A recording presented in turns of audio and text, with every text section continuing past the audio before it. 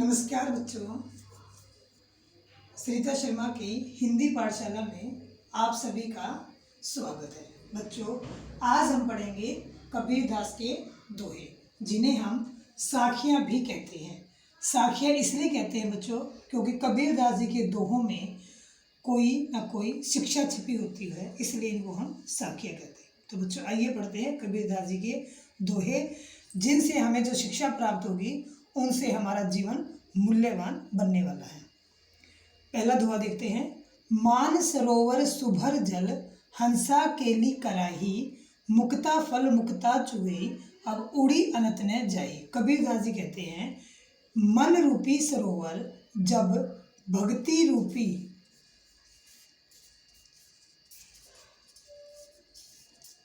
रूपी पवित्र जल से लबालब भर जाता है, तब आत्मा रूपी हंस उसमें क्रीड़ा करते हैं और आत्मा रूपी हंस बड़े आनंद से मोक्ष रूपी मोतियों को चुगते हैं और फिर वे उड़कर कहीं और नहीं जाते। दोहे का भाव यह है बच्चों कि जब साधक का मन, बच्चों ये एक मैं शब्द लिख रही हूँ, ये बार बार आपके हर दोहे में बोला जाएगा कि जब साधक का मन ईश्वर के चरणों में लग जाता है, ईश्वर की भक्ति में लग जाता है, तो वह संसार की विषय वासनाओं को भूलकर भगवान के चरणों में अपने आप को समर्पित कर देता है। दूसरा दोहा देखिए बच्चों। प्रेमी ढूंढत मैं फिरो, प्रेमी मिले न कोई, प्रेमी को प्रेमी मिले, सब विष अमृत होए। कबीरदास जी कहते हैं कि मैं एक सच्चे साधक को ढूंढ रहा था। साधक बच्चों यानी भक्ति, दो शब्द आप दिमाग में बिठा लीजिएगा। कबीरदास जी कहते हैं कि मैं एक सच्चे साधक को ढूंढ रहा था, लेकिन मुझे कोई सच्चा साधक नहीं मिला। जब एक सच्चे साधक को दूसरा सच्चा साधक मिलता है तो वे बैठकर हरि नाम की, ईश्वर नाम की चर्चा करते हैं और सारी बुराइयां अच्छाइयों में बदल जाती हैं। विष का मतलब यहाँ पर बच्चों बुराइयां और अमृत का मतलब यहाँ पर अच्छाइयाँ। बुरे विचार अच्छे विचारों में बदल जाते हैं और संपूर्ण वातावरण भक्तिमय हो जाता है। कैसा हो जाता है बच्चों? भक्तिमय। तीसरा दोहा देखिए बच्चों, यानी इस दोहे में कबीरदास जी ने सच्चे प्रेमी की क्या पहचान बताई है कि सच्चे प्रेमी के अंदर विष को अमृत में बदलने की, यानी बुराइयों को अच्छाइयों में बदलने की ताकत होती है, शक्ति होती है। अगला देखिए। हस्ती चढ़िए ज्ञान को, सहज दुलीचा डारी, स्वान रूप संसार है, भूखन दे झक मारी। इस दोहे में कबीर जी ने सहज ज्ञान यानी अहंकार रहित ज्ञान, ध्यान देना बच्चों इस शब्द के ऊपर। इस दोहे में कबीर जी ने सहज ज्ञान यानी अहंकार रहित ज्ञान पर बल दिया है।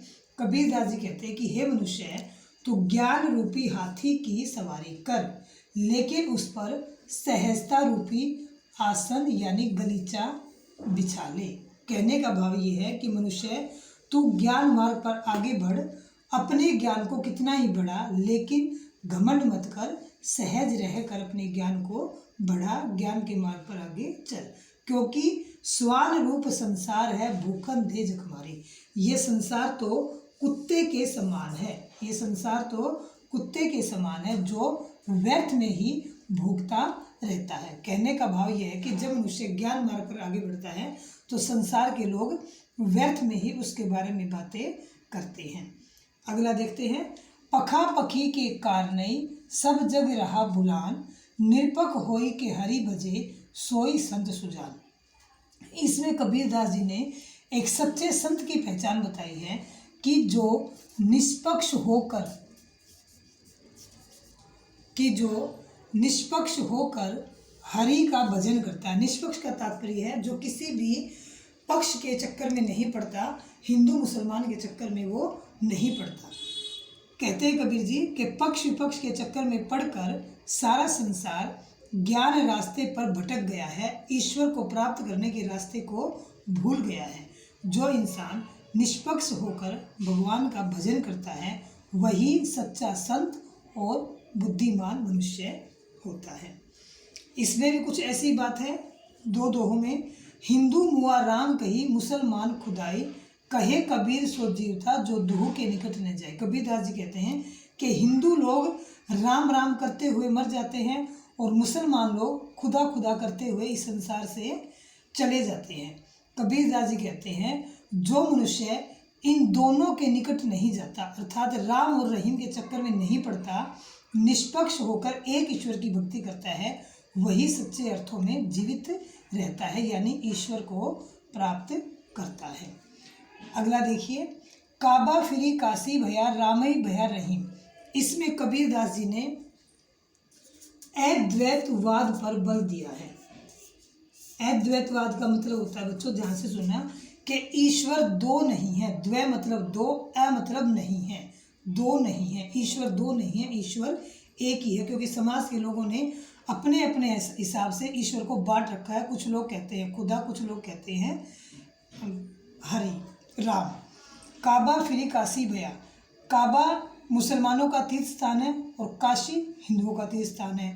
राम हिंदुओं के आराध्य हैं और रहीम मुसलमानों के। कबीरदास जी कहते हैं कि जब काबा और काशी एक हो जाए और राम और रहीम एक हो जाए, यानी द्वैतवाद की भावना कि ईश्वर दो है उसकी भावना मिट जाए, तो मोटा चून मैदा भया बैठी कबीरा जी। कि मोटा चून का अर्थ है बच्चों द्वैतवाद, यानी ईश्वर दो, द्वैतवाद की भावना मिट जाए और अद्वैतवाद यानी ईश्वर एक हो जाए, तो बैठकर भगवान की भक्ति कर। जीव का मतलब यहाँ पर है भक्ति करना, ईश्वर की भक्ति करना। अंत में देखिए बच्चों, ऊंचे कुल का जन्मिया जे करनी ऊंच न होए। बहुत ही सरल है बच्चों। सुब्रन कलश सुरा बरा साधु निंदा सोए। कबीरदास जी ने इसमें कर्म की महत्ता पर प्रकाश डाला है बजाय के कुल की। कबीरदास जी कहते हैं कि ऊंचे कुल में जन्म लेने वाला ऊंचा नहीं कहलाएगा अगर उसके कार्य ऊंचे नहीं होंगे। वह ठीक वैसे ही होगा कि सुब्रन कलश सुरा, सुरा मतलब बच्चों शराब, कि शराब को अगर सोने के कलश में भी भर दिया जाए तो भी साधु लोग तो उसकी निंदा ही करेंगे। कहने का अभिप्राय है कबीरदास जी का कि मनुष्य जन्म से महान नहीं होता, मनुष्य अपने कर्म से महान होता है। ऊंचे कुल में जन्म लेने के बाद अगर उसके कार्य उच्च नहीं होंगे, नीच होंगे, तो वह निकृष्ट ही कहलाएगा, ऊंचा नहीं कहलाएगा। तो बच्चों आपने कबीरदास के दोहे पढ़े, आशा है आपको समझ में आए होंगे। एक दृष्टि हम शब्दार्थ पर डालते हैं। मानसरोवर मन रूपी सरोवर यानी तालाब। प्रेमी मैंने आपको बताया सच्चा साधक या भक्त। केली क्रीड़ा यानी खेल करना। मुक्ताफल आनंद रूपी मोती, मोक्ष रूपी मोती। मुक्ता हंस। अनत अन्यत्र यानी कहीं और। पखापखी पक्ष विपक्ष जो हिंदू मुसलमान और राम रहीम करते रहते हैं। निरपक्ष निष्पक्ष जो इनके चक्कर में नहीं पड़ते। सुजान बुद्धिमान। हस्ती हाथी। स्वान कुत्ता। जख मारना मुहावरे का प्रयोग हुआ बच्चों। व्यर्थ बातें करना। मोटा चून मैंने आपको बताया था द्वैतवाद यानी ईश्वर दो है की भावना। मैदा भया अद्वैतवाद यानी ईश्वर एक है दो नहीं है। दुलीचा आसन बिछोना या गलीचा। तो बच्चों ये थे शब्दार्थ। आशा है आपको ये दोहे अच्छे समझ में आए होंगे और कुछ ना कुछ आप इनसे जो शिक्षा प्राप्त होगी उसे अपने जीवन में उतारोगे। और बच्चों अगर आपको दोहे समझ में आए तो वीडियो को लाइक करना मत भूलिए और चैनल को सब्सक्राइब करना भी मत भूलिए। अगली वीडियो में इस पाठ के प्रश्न उत्तर को लेकर हम आपके सामने हाजिर होंगे। धन्यवाद।